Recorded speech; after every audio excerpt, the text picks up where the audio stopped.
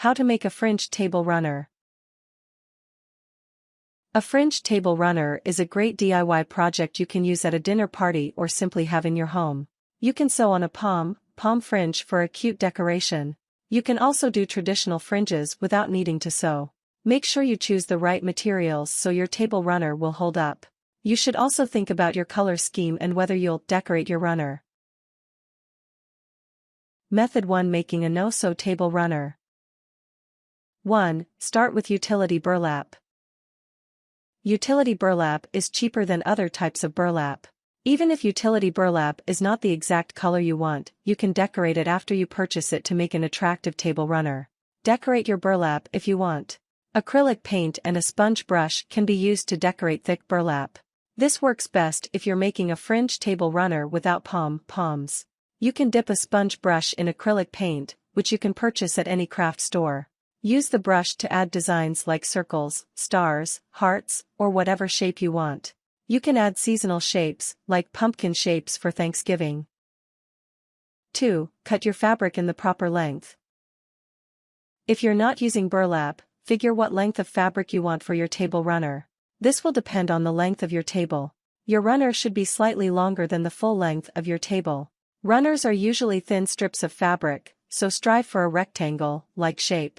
You should use a measuring stick to draw the lines of your rectangle to make sure you cut it straight. Cut a little more fabric than you intend to use, as you'll be fringing the edges slightly. 3. Remove thread from the edge of the fabric with a seam ripper. To fringe the edges of your table, use your seam ripper. Pull out 2 to 4 threads from the edges of each side of the runner. If you want longer fringes, pull out more threads. Once you've loosened the threads with the seam ripper, use your fingers to pull them away from the fabric. Usually, threads will break as you pull. You will have to work your way down the thread, using the seam ripper to dislodge the threads and then gently pulling the loose threads out with your fingers. 4. Trim the edges until they're an even length. Take a pair of sewing scissors. Trim the fringes on every edge of your runner. Trim them only slightly, especially if they're on the shorter side, until all the fringes are of roughly even length. Method 2. Sewing to make a pom-fringed table runner. 1. Measure your pom trim. Measure the short sides of your table runner. Then, cut 2 strips of your pom trim that are the exact length of your runner. 2. Decide on the color palette you want before choosing the fringe to use.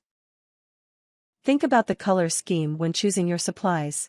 You want to pick colors that go well together and with the color scheme of your kitchen. If you want to add 2 layers of pom trim to each side, cut 4 strips of pom trim. 3. Lay your pom trim on the edge of the runner. Lay 1 to 2 strips of pom trim along each side of the runner. Secure the trim in place with pins. Go slowly and make sure to smooth out the trim before pinning it down. You do not want to cause wrinkles or bunches on the runner. 4. Sew the trim in place.